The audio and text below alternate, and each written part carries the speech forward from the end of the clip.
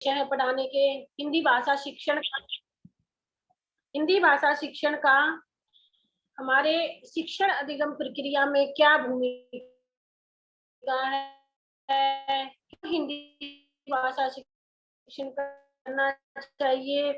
इससे सृजनात्मक शक्ति का विकास होता है, भावात्मक, ज्ञानात्मक, जो हमारा सर्वांगीण विकास है वो कैसे होता है, हमारी हिंदी भाषा उसमें कैसे सहायक है। एक बच्चे के विकास के लिए हिंदी भाषा शिक्षण का पढ़ना सबसे पहले जो हमारी मातृभाषा है वो हिंदी है। और आप लोग सभी के सभी स्टार्टिंग से हमारी बेसिक हिंदी है, यानी कि आपने क्लास फर्स्ट से लेकर 12th तक या फिर ग्रेजुएशन तक, पीजी तक, कुछ बच्चों ने हिंदी एमए भी की होगी, लेकिन उसमें और इसमें बहुत अधिक डिफरेंस है। क्योंकि जो हमने वो पढ़ा, चाहे हमने हिंदी साहित्य पढ़ा है या फिर हिंदी शिक्षण पढ़ा है, गद्य पढ़ा है, पद्य पढ़ा है, या चंपू साहित्य पढ़ा है, या हमारे महाकाव्य है, खंड काव्य है, और कहानियां है, उपन्यास है, बहुत सारे हमारे शिक्षण से ना होकर हमारा हिंदी भाषा का जो एक सब्जेक्ट था, हिंदी साहित्य या हमारी हिंदी कविता या हिंदी गद्य हमारा साहित्य था, तो वो हमने पढ़ा। लेकिन जो आपका बीएड का सिलेबस है उसके अकॉर्डिंग क्या बेटा, कि हमें हाउ टू टीच हिंदी, यानी कि हिंदी भाषा को कैसे पढ़ाना है, बच्चों को हिंदी का शिक्षण कैसे देना है, अनुदेशनात्मक प्रणाली को कैसे प्रयोग में लाना, वो सिखाएगा। तो हिंदी भाषा का क्या है कि ये हमारा, मान लो कोई खंड काव्य है, महाभारत क्या है, हमारा महाकाव्य है, रामायण हमारा महाकाव्य है, रामचरितमानस हमारे महाकाव्य है, रघुवंशम हमारे महाकाव्य है। तो ये सारे के सारे आपके सिलेबस में थे। बहुत सारे बच्चों ने, जैसे भारतेंदु साहित्य था, या हमारा महावीर का द्विवेदी युग था, हमारा आधुनिक युग था, उसमें चाहे हमारी महादेवी वर्मा जी थी, या फिर तो बहुत सारे हमारे कवि आए, बहुत सारे हमारे साहित्यकार आए, तो उनकी रचनाएं थी, उन रचनाओं को हमने आज तक पढ़ा। लेकिन अब क्या है कि आप सभी क्या है, प्यूपल टीचर हैं, यानी कि आप सभी के सभी छात्राध्यापक हैं, और आप सबको आगे आफ्टर बीएड स्कूलों में पढ़ाना, तो उसके लिए हमें हिंदी भाषा शिक्षण कैसे करना है, कौन कौन से हमारी उसके लिए किस तरह से हमें पढ़ाना है, कौन से मेथड यूज करने हैं, कौन सी स्ट्रेटेजी अपनानी है, कौन सी सहायक क्रियाएं हमने यूज करनी है, या सहायक सामग्री हमने यूज करनी है। तो ये हमारा हिंदी भाषा शिक्षण है। तो हमारे 4 तरह के हमारे कौशल बताए गए हैं। जैसे हमारा क्या है, लेखन कौशल है, ध्वनि कौशल है, श्रवण कौशल कौशल है, और वाचन। तो इसमें क्या है कि हमें हिंदी भाषा को कैसे पढ़ना है, सुनना है, फिर हमारा ध्वनि के रूप में उसको कैसे वाचन प्रणाली, यानी कि हमें वाचित करना है, हमें बोलना है, हमें संप्रेषित करना है अपनी बातों को। तो आज की हमारी क्लास है उसमें मैं बेसिक आपके बारे में पूरा आपको हिंदी के बारे में बताऊंगी, कि हमारा बीएड के सिलेबस में क्या क्या है हिंदी का।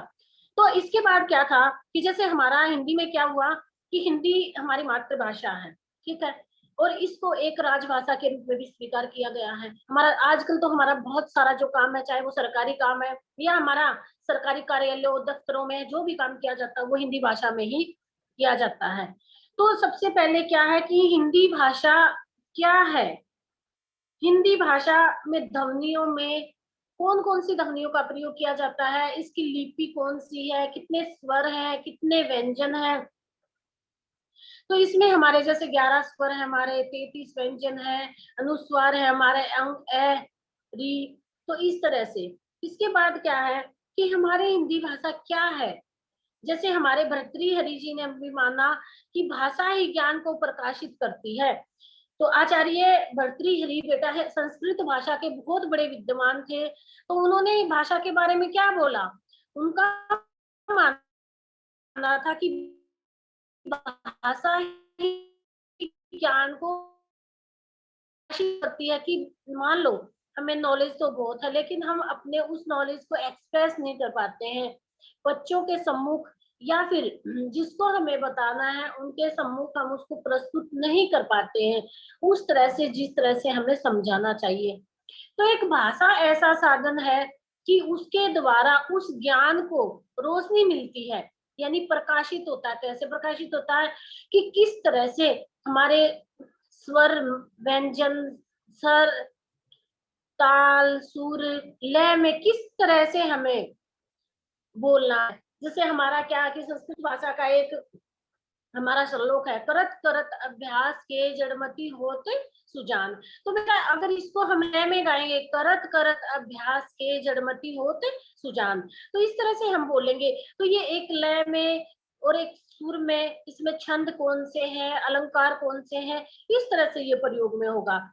लेकिन अगर हम उसको सीधे सीधे करत करत अभ्यास जड़मति होते सुजान, तो ये क्या है, तो ये हमारा एक बोलने का तरीका नहीं है, बल्कि ये हम जिस भाषा में उसको एक्सप्रेस करते हैं वो सही नहीं है। तो इस हमारे ज्ञान किया जाता है कि जैसे हमारे जितने भी आचार्य हुए हैं, चाहे वो हमारे हिंदी साहित्य के, जैसे श्याम सुंदर दास जी का बोलना है कि मनुष्य मनुष्य के बीच वस्तुओं के विषय में अपनी इच्छा और गति का आदान प्रदान करने के लिए व्यक्ति ध्वनि संकेतों का जो व्यवहार होता है उसे भाषा कहते हैं।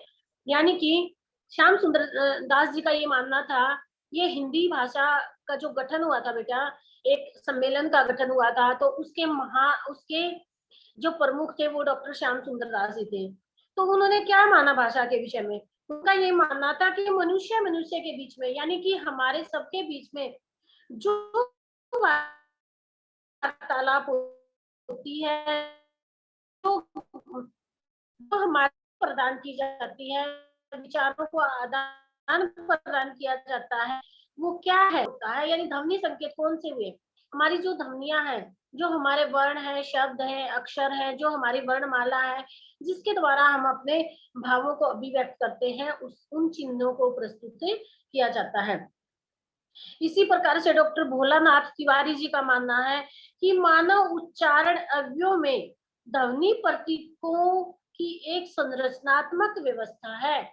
यानी कि मानव उच्चारण अव्यय, उच्चारण क्या होता है बेटा, उच्चारित करना, किसी चीज को बोलना, ठीक है।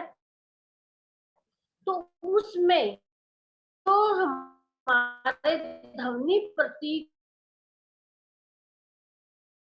को प्रस्तुत करना उनकी एक व्यवस्था होती है। समाज विशेष में विचारों का आदान प्रदान किया जाता है, विचार विनिमय किया जाता है, उस साधन को हम भाषा कहते हैं, ठीक है। और अगर सिंपल सी भाषा में, तो हम बचपन से ही पढ़ते आ रहे हैं कि भाषा वह साधन है जिसके द्वारा हम अपने भावों को, विचारों को एक दूसरे के साथ आदान प्रदान करते हैं। तो इस प्रकार से ये हमारी थी भाषा की भाषा क्या है। अब इसकी विशेषताएं क्या है, हिंदी भाषा की क्या क्या विशेषताएं, सबसे पहले क्या है बेटा, हिंदी भाषा एक भाषा है। मैं पहले भी बताया, कोई भी भाषा होती है वो सीक्वेंस, जो हमारी जो हिंदी भाषा है उस वो एक व्यवस्थित भाषा है। ये नहीं कि उसमें कहीं भी स्वरों का यूज है, कहीं भी वर्णों का प्रयोग किया गया है, कहीं पे अनुस्वार नहीं है, कहीं पे हमारे जो जैसे कुछ अंकी बिंदी है, या हमारी मात्राएं हैं, या हमारे चिन्ह हैं, उनका प्रयोग किया गया है। तो व्यवस्थित भाषा है हमारी यह। दूसरा क्या है कि इसमें मान लो जैसे आ है, तो कौन कौन सी मात्राएं प्रयोग की जाती है, आ की मात्रा, ई की। तो इस तरह से हम एक जो हिंदी स्वर है, जो हमारे 33 व्यंजन है, और हमारे अनुस्वार है 5, तो उन सब का प्रयोग टोटल हमारे ये 52 माने जाते हैं। तो उन सबको से मिलकर ही हमारी ये भाषा बनती है। अब दूसरा पॉइंट क्या है कि हिंदी भाषा को अनुकरण के द्वारा सीखा जाता है। यानी कि हम अनुकरण, जैसे बचपन में हम आप लोगों को अध्यापक जैसे टीचर क्या करते थे, अनुकरण से ही हम सीखते हैं। हम पहली फर्स्ट में जो हमारी प्रेप की क्लासेस होती हैं, उसमें पहले टीचर बोलते हैं, जैसे ए बी सी इंग्लिश में, उसी तरह से ए एन आर आ आम, तो इस तरह से बोला जाता है, तो बच्चों उसी को फॉलो करते हैं। यानी जो टीचर बोलता है, अध्यापक उसी सीक्वेंस में बच्चों के सामने बोलकर जब सुनाता है, तो बच्चे भी उसी का अनुकरण करते हैं। तो ए अनार आ आम, इस तरह से उनकी जो मेमोरी लेवल है, उनका जो स्मृति स्थल है, उस स्थल पर वो सारी चीजें इस तरह से बैठ जाती हैं कि वो पूरी लाइफ उसको नहीं भूल पाते हैं। तो इस तरह से भाषा क्या है कि अनुकरण के द्वारा सीखी जाती है। आप देखते हैं कि हम सबसे पहले घर से ही सीखता, हम घर में जो जो है, हिंदी भाषा अर्जित संपत्ति है। यानी कि अर्जित क्या है बेटा, इसको हम अर्जन करते हैं, इसको हम प्राप्त करते हैं। जितना हम चाहे इसके बारे में नॉलेज ले सकते हैं, जितना हम सीखेंगे उतना हमारा ज्ञान बढ़ेगा, इसलिए यह एक अर्जित संपत्ति भी है। फोर्थ पॉइंट है, भाषा समाज में विचार विनिमय का साधन है। ये मैंने जो डॉक्टर भोलानाथ तिवारी जी की परिभाषा मैंने आपको बताई थी, उसके अनुसार यही है कि मैं, यानी कि हम अपने भावों को, अपने विचारों को एक दूसरे तक बोल कर, लिख कर, जिस तरह से एक्सप्रेस करते हैं, जिस तरह से उनके सामने प्रस्तुत करते हैं, उसका एक साधन हमारा भाषा है, चाहे वो लिखित रूप में है या हमारा मौखिक रूप में है। हम लिख कर भी अपनी बात दूसरों को समझा सकते हैं और बोलकर भी अपनी बात दूसरों के सामने रख सकते हैं। तो इसलिए भाषा हमारे सामने क्या है, विचार विनिमय का एक साधन है। यानी विचारों के आकार की जो है, वो हमारी भाषा के द्वारा ही है। भाषा क्या है, व्यवहारिक दक्षता, दक्ष होना यानी किसी चीज में निपुण होना। यानी कि व्यवहारिक रूप से जितना हम भाषा का जिस तरह से हम प्रयोग करेंगे, उस तरह से हम दक्ष होंगे, यानी उसमें हमारी निपुणता होगी। जितना हम अभ्यास करेंगे, जिस तरह से हम बोलने की कोशिश करेंगे, जो हमें सिखाया जाएगा, उसमें जितना हमारा अभ्यास होगा, उतना उतना हमारा उसमें परफेक्शन होगा, यानी हम ज्यादा निपुण उसमें होंगे। इसके बाद है भाषा सभ्यता के साथ। तो भाषा क्या है, जिस तरह से हमारे परिवर्तन होते रहते हैं, सोशल चेंज होता रहता है, हमारी सभ्यता आगे बढ़ती है, उसी तरह से हमारी भाषा का भी विकास होता है। यानी कि भाषा सभ्यता के साथ विकास पाती है। जैसे पहले क्या था बेटा, सबसे पहले हमारे, अगर हम आदि मानव का टाइम देखते हैं, तो उस टाइम पे हमारी भाषा क्या थी, उन लोगों का किस तरह का रहन सहन था। उसके बाद धीरे धीरे हमारा जैसे जैसे समाज आगे बढ़ा, तरक्की हुई, उसके बाद हमारा चाहे वो मुगल का आया, हमारा औरंगजेब का काल आया, वैदिक युग आया हमारा, उसमें क्या क्या वेदों का उच्चारण किया गया। संस्कृत काल जब आता है, तो हमारी जो उर्दू भाषा है, हिंदी भाषा है, उन पर फोकस किया गया। अब हम आगे देखते हैं कि आधुनिक काल में जैसे हिंदी भाषा का विकास हुआ, तो उसमें भी जैसे हमारे रहीमदास जी के दोहे थे, वो भी थे हमारे, उधर से कबीरदास जी की खड़ी बोली का प्रयोग किया गया।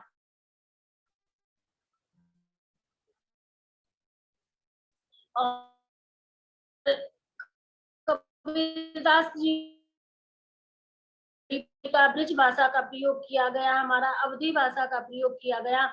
ब्रिज भाषा का जितना भी हमारा सूरदास का साहित्य था, वो ब्रिज भाषा में था, और हमारा जितना भी तुलसीदास जी का था, वो अवधी भाषा में था। तो इन भाषाओं का प्रयोग किया गया। इसके बाद जब हम आगे बढ़ते हैं, तो हमारी हिंदी भाषा का प्रयोग सबसे अधिक किया जाने लगा। तो धीरे धीरे जो ब्रज भाषा का था, वो हमारा यूपी साइड या हमारा जैसे उधर की साइड प्रयोग किया जाने लगा। तो इस तरह से खंडों खंडों के रूप में भाषा का प्रयोग किया जाने लगा। तो भाषा क्या है कि सभ्यता के साथ जैसे जैसे हमारी सभ्यता आगे बढ़ी, हमारे वैदिक काल से हमारा मुस्लिम काल के बाद हमारा आधुनिक समय आया, अब वर्तमान में हमारी कौन सी भाषा प्रयोग होती है। तो जैसे जैसे हमारी सभ्यता आगे बढ़ती है, हमारा समाज आगे बढ़ता है, उसी प्रकार से हमारी भाषा में भी तरक्की होती है। इसके बाद है हमारा भाषा प्रतीकात्मक है। प्रतीकात्मक कैसे है बेटे, जितने भी हमारे ये जो जैसे हमारे स्वर है, व्यंजन है, और हमारी जितनी भी मात्राएं हैं, वो क्या, वो प्रतीक है किस चीज की, कि हम जो बोलते हैं, जैसे आम एक शब्द लिखा, तो वो आम क्या है, आम जो शब्द है वो उस जो वस्तु है, आम हमारे सामने जो फ्रूट है, जो फल है, उसकी तरफ इशारा करता है, यानी उसका प्रतीक है। तो इस प्रकार से हर चीज क्या है कि भाषा प्रतीकात्मक रूपों में प्राप्त होती है। इसके बाद है भाषा परिवर्तनशील है। भाषा क्या है, परिवर्तनशील है। जैसे मैंने अभी बताया कि सभ्यता के साथ विकास होता है, उसी प्रकार से भाषा भी परिवर्तनशील है, यानी कि जैसे जैसे समय आगे बढ़ता है, भाषा में भी बहुत सारे चेंज आते जाते हैं, तो भाषा भी परिवर्तनशील है। इसके बाद है भाषा का प्रारंभ मौखिक रूप से होता है, यानी कि सबसे पहले बच्चा ओरल रूप से सीखता है। एक छोटा बच्चा होता है, स्टार्टिंग में देखो वो अपनी बात को मानने के लिए रोने की जो ध्वनि है, वो बिल्कुल स्टार्टिंग में रोता है बच्चा, फिर इशारे करता है, बोलता है, भूख लगती है तब भी वो रोता है। तो इससे क्या है कि हमारा सबसे पहले भाषा के मौखिक रूप, जो मैंने 4 रूप अभी बताए थे, उनमें से सबसे पहले मौखिक रूप का जन्म सामने होता है, इसके बाद ही लिखित सामने आता है। बाद है भाषा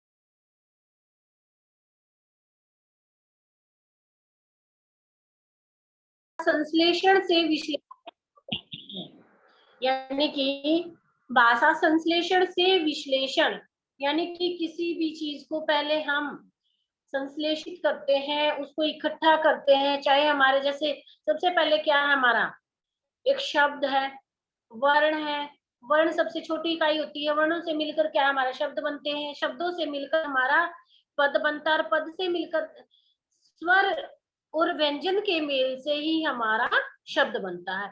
उसी छोटे से शब्द से हमारा एक पद बनता है, पद से हमारा वाक्य बनता है, और वाक्य से पूरा हमारा एक पैराग्राफ बनता है।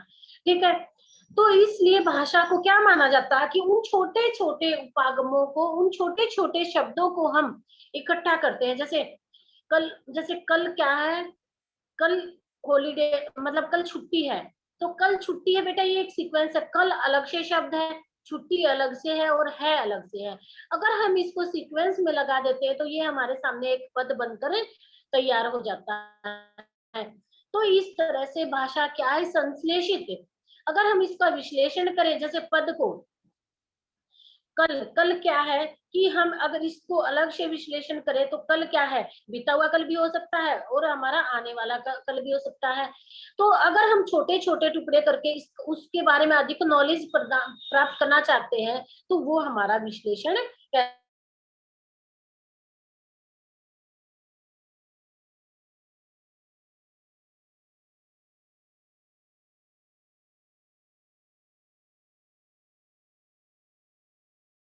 स्टैंडर्ड होता है। यानी एक एक मातृभाषा होती है, यानी स्टैंडर्ड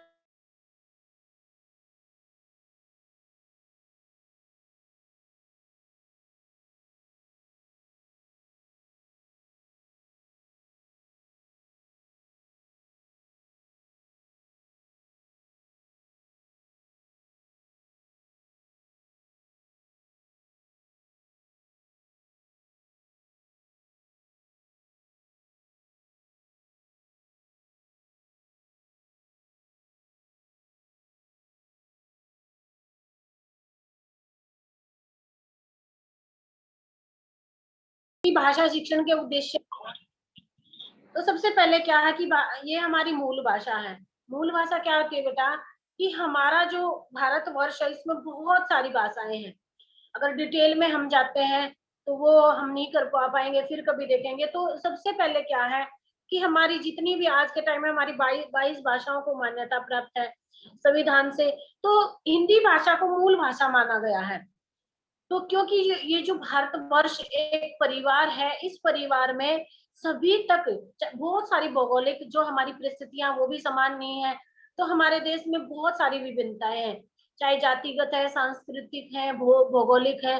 तो उस आधार पर हमारी भाषाओं में भी बहुत अधिक विभिन्नताएं हैं। तो लेकिन जो मूल भाषा है वो हमारी हिंदी भाषा को ही माना गया है। इसके बाद सेकंड पॉइंट हमारा मातृभाषा। ये मैंने पहले भी रिपीट कर दिया कि भाषा क्या है कि बच्चे को जन्म से ही जो भाषा हम सिखा देते हैं वो हमारी मातृभाषा है। तो हिंदी भाषा को हम हमारी जो मातृभाषा है उसके रूप में जाना जाता है। फिर है हमारा थर्ड पॉइंट है प्रादेशिक भाषाएं। प्रादेशिक भाषा क्या होती है बेटा कि जिस भूभाग पर बहुत अधिक लोगों के द्वारा जो भाषा बोली जाती है उसको प्रादेशिक भाषा माना गया है। जैसे जैसे मान लो कि मराठी है, गुजराती है, उड़िया है, हिंदी भाषा है। उत्तर भारत में हम कितना है कि हिंदी भाषा है। उधर अगर हम पहाड़ों की तरफ जाते हैं तो वहां पे हमारी कुमाऊनी भाषा का प्रयोग किया जाता है। पंजाब में हमारी पंजाबी है, गुजरात में गुजराती, महाराष्ट्र में हमारी मराठी। तो ये क्या है कि प्रदेशों के आधार पर जो भाषाएं बोली जाती हैं वो प्रादेशिक भाषाएं होती हैं।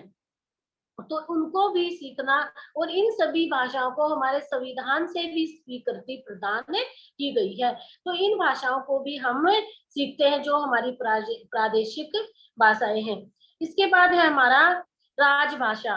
तो राजभाषा क्या होती है बेटा, भारत में जब जैसे पहले क्या था कि हमारा देश स्वतंत्र होने से पहले हमारे यहाँ पे अंग्रेजों का राज था।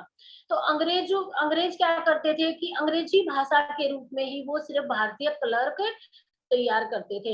हिंदी भाषा के विकास पर या हमारी मातृभाषा के विकास पर उन्होंने कोई भी जोर नहीं डाला। तो इसके बाद जब हमारा देश स्वतंत्र हुआ तो हमारे देश में के सामने ये एक सबसे बड़ी समस्या थी कि हमें एक अपनी राजभाषा का होना बहुत जरूरी है। तो हमारे संविधान का जो अनुच्छेद 343 माना गया है, 343 माना गया है, उसमें संघ की राजभाषा हिंदी और लिपि देवनागरी स्वीकार की गई है। यानी कि जो हमारा अनुच्छेद 343 है भारतीय संविधान की धारा में, उसमें हमारी हिंदी भाषा को क्या माना गया है, राजभाषा के रूप में माना गया है। और संघ की भाषा भी यही है, और इसकी लिपि देवनागरी लिपि को स्वीकार किया गया है। इसके बाद 1963 में राजभाषा अधिनियम में राजकीय कार्यों में हिंदी के प्रयोग पर बल दिया गया। यानी कि 1963 में सभी विभागों में, सभी कार्यालयों में हिंदी भाषा के द्वारा ही काम किया जाए, हिंदी भाषा में ही काम किया जाए, इस पर सबसे अधिक जोर दिया गया। इसके बाद हमारी राष्ट्रभाषा। भारत एक बहुभाषावादी देश है, ठीक है। तो इसमें बहुत सारे जितने भी हमारे क्षेत्र हैं, जितने भी हमारे प्रदेश हैं, उनकी अलग अलग भाषाएं हैं।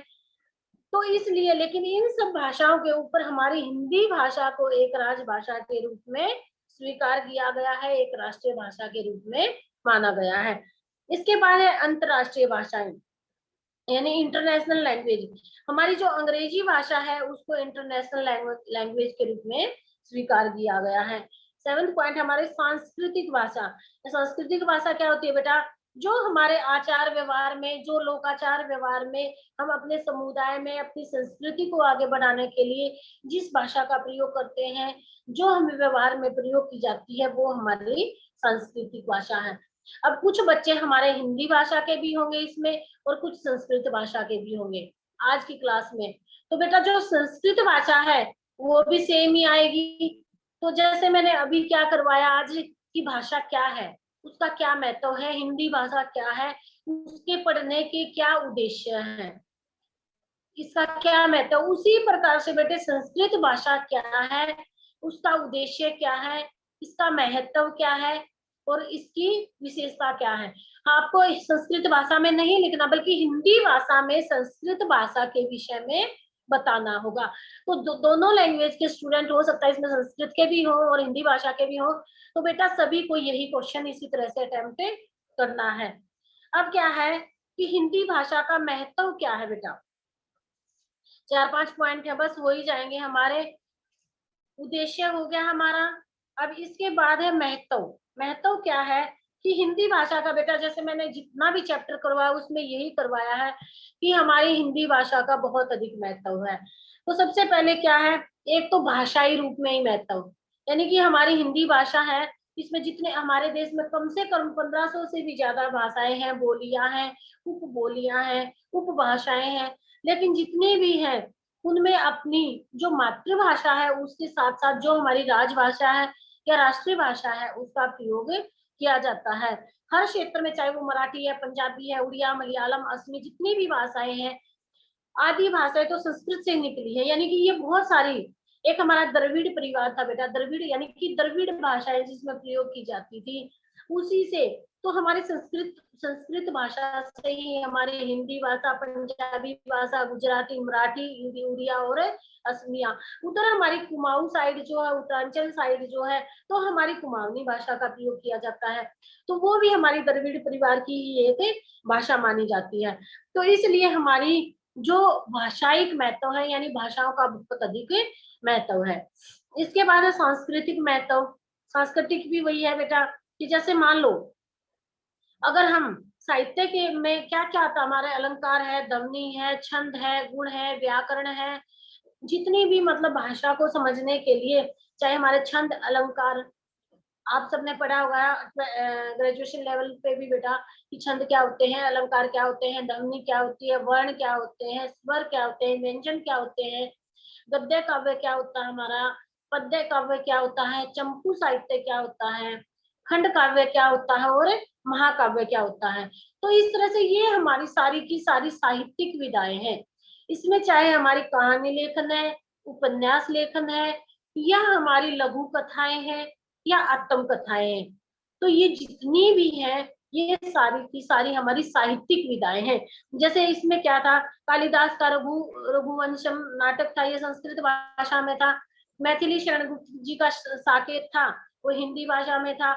उसी प्रकार से वाल्मीकि जी की रामायण थी, तुलसीदास जी की जो रामायण थी वो भी हमारी अवधी भाषा में थी। उसी प्रकार से सूरदास जी का जैसे सूर सागर सारावली था, वो हमारा ब्रज भाषा में था। तो इस तरह से हमारी साहित्यिक विधाएं भी है। इसके बाद है हमारा सांस्कृतिक महत्व।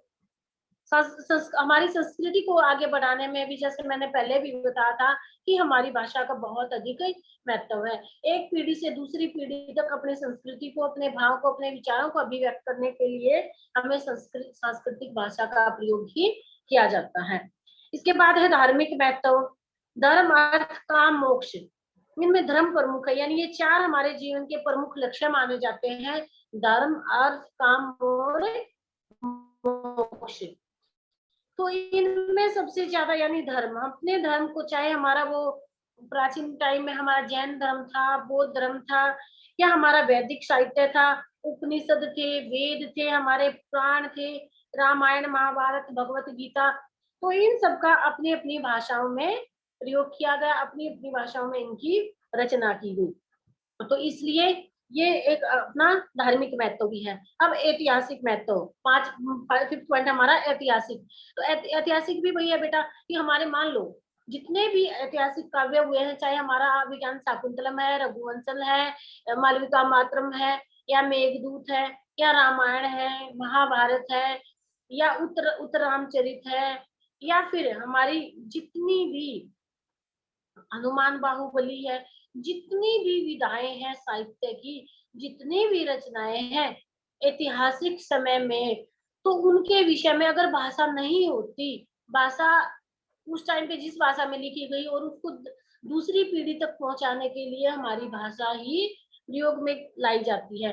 तो हम अगर भाषा नहीं होती तो इतने सारे जो ग्रंथ लिखे गए थे उनसे हम अनभिज्ञ रह जाते, यानी कि उनके विषय में हमें कोई भी ज्ञान नहीं हो पाता। तो भाषा ही वह साधन है जो हमें ऐतिहासिक जो हमारा साहित्य है उसके विषय में ज्ञान प्रदान करती है। इसके बाद है राष्ट्रीय महत्व। राष्ट्रीय महत्व तो है ही बेटा, संस्कृत भाषा का अत्यधिक राष्ट्रीय महत्व है, क्योंकि ये हमारी सबसे प्राचीन भाषा मानी जाती है और संस्कृत भाषा से ही बहुत सारी भाषाओं का हमारा उदय हुआ। इसके बाद हमारी जो हिंदी भाषा है उसको राजभाषा या राष्ट्रभाषा के रूप में स्वीकार किया गया है। तो अपने राष्ट्र को आगे बढ़ाने के लिए, अपने भारतवर्ष को, अपने संस्कृत साहित्य को, हिंदी साहित्य को आगे बढ़ाने के लिए राष्ट्रीय भाषा का, राष्ट्र के रूप में एक राष्ट्रीय भाषा का होना बहुत जरूरी है और इसलिए हमारी भाषाओं का एक राष्ट्रीय महत्व भी माना जाता है। इसके बाद है वैज्ञानिक महत्व। वैज्ञानिक महत्व क्या है कि जैसे क्या है बेटा, आर्यभट्ट ने हमारा क्या था, शून्य का सिद्धांत दिया था, ठीक है। उसी प्रकार से चरक जी ने हमारा चरक साहित्य दिया था, ठीक है। और हमारा खगोल शास्त्र जितना भी था, ये सारे के सारे जितने भी साहित्यिक रचनाएं हुई हैं, जो भी हमारे वैज्ञानिकों ने, चाहे वो हमारा शून्य का सिद्धांत था, चाहे हमारा चरक का जो साहित्य था वो था, या हमारा खगोल शास्त्र से संबंधित था, या हमारा आयुर्वेद से संबंधित था, तो ये सभी साहित्य हमारे जो वैज्ञानिक, जिनका साइंटिफिक, जिनकी इम्पोर्टेंस है, वो सभी भाषाओं में, चाहे वो हिंदी भाषा के रूप में प्रस्तुत किए गए, या जैसे चरक जी ने हमारा संस्कृत भाषा में अपना साहित्य दिया गया। लेकिन उन्होंने, चरक जी ने जितने भी हमारे औषधियों से संबंधित यानी दवाइयों से संबंधित रचनाएं की गई, वो संस्कृत भाषा में ही बताया गया। इसके बाद है कलात्मक महत्व, यानी कि प्राचीन काल में भारतवर्ष में मूर्ति कला है, चित्रकला है, नाट्य कला है, अभिनय कला है, वेशभूषा, संगीत, नृत्य, ये सारी चीजें भी हमारी भाषा के माध्यम से ही हम लोगों तक पहुंची हैं। क्योंकि अगर भाषा नहीं होती तो हमें क्या पता था कि उस टाइम पे कौन सी हमारा नृत्य था, कौन से संगीत थे, चित्रकारी, जैसे चित्रकला थी, अगर लिखित रूप नहीं होता तो हमें चित्रकारी के रूप में नहीं पता चलता। उसी प्रकार से मूर्ति कला, यानी कि जो जो अनेक मूर्तियां हमारे, चाहे वो हमारा सारनाथ का स्तंभ था, या हमारे जितने भी अजंता अलोरा की गुफाएं थी, सारनाथ का स्तंभ था, उनपे जो भी चित्रकारी की गई है, जो भी लिखित हमारा साहित्य मिलता है, वो हमारा कलात्मक रूप में हमारे सामने भाषा के द्वारा ही प्रदर्शित होता है। इसके बाद है दर्शन। दर्शन क्या है? संस्कृत साहित्य में दर्शन शास्त्र का ज्ञान की पराकाष्ठा है, यानी फिलोसफी। तो जितने भी फिलोसफर हुए हैं, चाहे हमारा पतंजलि हुआ है, या भर्तृहरि हुए हैं, या हमारे विवेकानंद जी हुए हैं, अरिस्टोटल हुए हैं, प्लेटो हुए हैं, सुकरात हुए हैं, जितने भी हमारे इंडियन है या वेस्टर्न, जितने भी भारतीय या पाश्चात्य साहित्य के जितने भी दर्शन शास्त्री हमारे सामने हुए हैं, दार्शनिक हमारे सामने हुए हैं, उन्होंने भी हमारे 60 दर्शन माने गए हैं बेटा, यानी 6 दर्शन हमारे हैं। तो उसमें जितने भी साहित्यकार थे, दर्शन शास्त्री थे, दार्शनिक थे, उन्होंने अपनी फिलोसफी, अपने विचार, अपनी दार्शनिकता विभिन्न भाषाओं के रूप में ही हमारे सामने प्रस्तुत की गई है। इसलिए भाषा का दर्शन शास्त्र के रूप में भी बहुत अधिक महत्व है। तो बेटे ये हमारा एक चैप्टर, बिल्कुल भाषा के 2 पॉइंट हमारे खत्म हुए। भाषा क्या है, हिंदी भाषा क्या है, इसकी विशेषताएं क्या है, इसके उद्देश्य क्या है, और इसकी क्या इम्पोर्टेंस है, क्या इसका महत्व है। तो आज हम इतना ही करवाएंगे, बाकी नेक्स्ट क्लास में करवाएंगे।